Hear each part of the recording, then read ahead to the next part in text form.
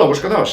Comencem la sèrie d'explicacions sobre els números, en numerologia. En numerologia evolutiva fem servir de l'1 al 9, i aleshores, a més, hi ha 3 números especials, que en diguem números mestres, l'11, 22 i el 33. Això és el que jo us explicaré ara, un número d'aquests per vídeo. També hi ha el número 0. Evidentment, el número existeix, es fa servir, no? Però en numerologia no és un número que tinguis, no pots tenir un 0 enlloc. No hi és, no? El que passa és que és bo, i per tant ja veureu que no surten en els càlculs, no? Sempre assumis, tu no has nascut mai amb un dia 0, per exemple, ni un mes 0 ni un any 0. Sempre serà un dia, un mes i un any amb un número, com a mínim l'1. Per tant, sempre si sumes coses sortirà sempre com a mínim un 1, per això t'ho dic, el 0 no et sortirà. Però és cert que és bo conèixer, abans de parlar de l'1, que és el que ara toca, doncs d'on surt, perquè fins i tot a nivell físic, l'univers, quan va aparèixer, segons l'astronomia, diu que va aparèixer d'un Big Bang, d'una gran explosió.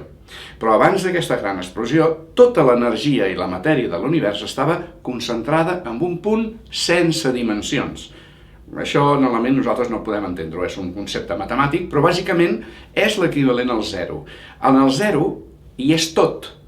Abans del Big Bang, abans que existeix l'univers, teòricament no existia res en el concepte de paraula d'existir, el que nosaltres entenem per existir, però hi havia tot d'alguna manera, abans.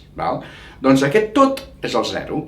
En el 0 és el mateix que en filosofia diuen també, com en la càbala, que hi ha també el 0, el que és l'aparició, abans de l'aparició de l'univers, de Keter, del número 1, doncs hi ha l'Ein Sof, etc. Hi ha la nada, que en diuen, el no-res.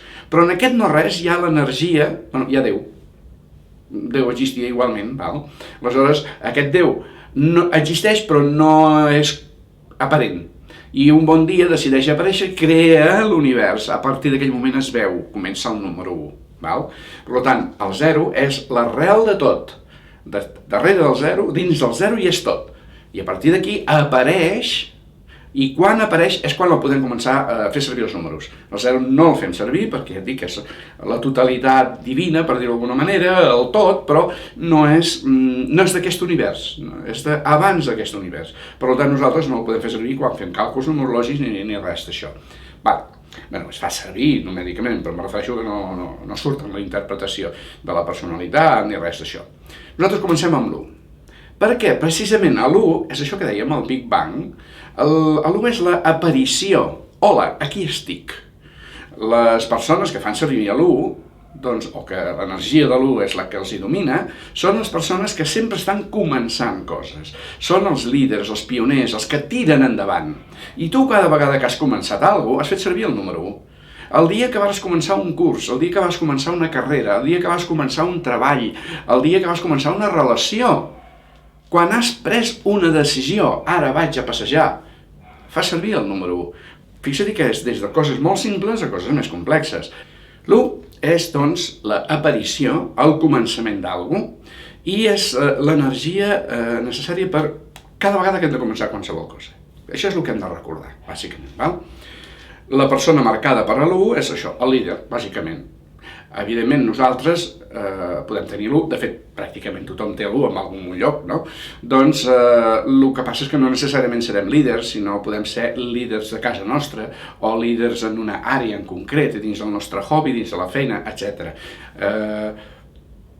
Bàsicament has de recordar això, que l'1 és la part masculina que tira endavant alguna cosa. I acabo d'introduir un concepte, la part masculina. Sí, perquè si coneixeu els xinesos, el yin i el yang, el Tao, doncs diuen que tot està dividit això, en yin i yang, masculí i femení. Però l'energia masculina i femenina, que llavors la masculina seria l'1 i la femení seria el 2, el número 2, no l'hem de confondre mai amb el concepte de gènere. El sexe masculí o sexe femení, l'home-dona, no és, o és una part molt limitada del que significa l'1 i el 2. L'1 no és l'home, és la part masculina de qualsevol ser viu, i en el cas del ser humà, Jo, que sóc un home, per exemple, biològicament un home, també tinc el 2 a dins meu. També tinc la meva part femenina. L'única la que ensenyo, la que surt cap a fora, és l'1, la part masculina. Però el 2 està a dins meu, la part femenina està aquí també. Per tant, no interpreteu que quan surt l'1 està parlant d'homes. Està parlant d'energia masculina, aquí la part masculina en l'univers significa acció. Vale? Significa acció. No el 2, que significa passivitat.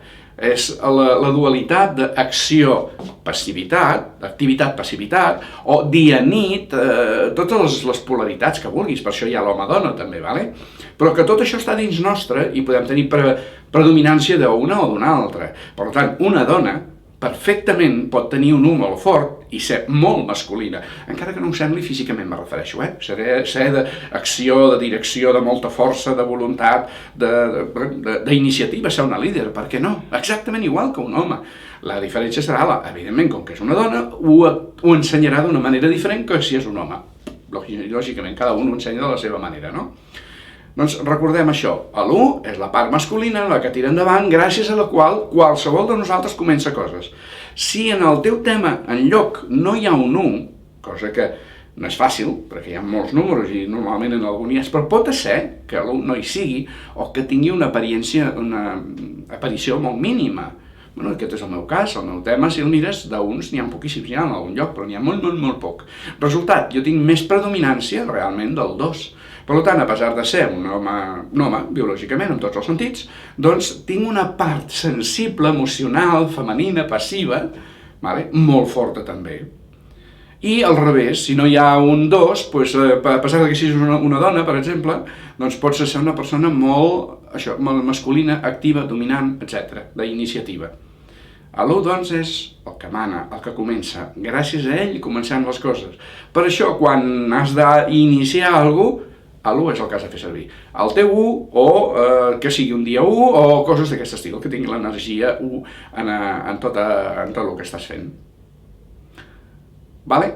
Queda clar? L'1, la part masculina de qualsevol ser que la té, és la que et serveix per començar coses. I comencem, doncs, aquesta sèrie de números amb l'1. Si tens dubtes, pregunta'ls en els comentaris i ens veiem en el següent número, el 2.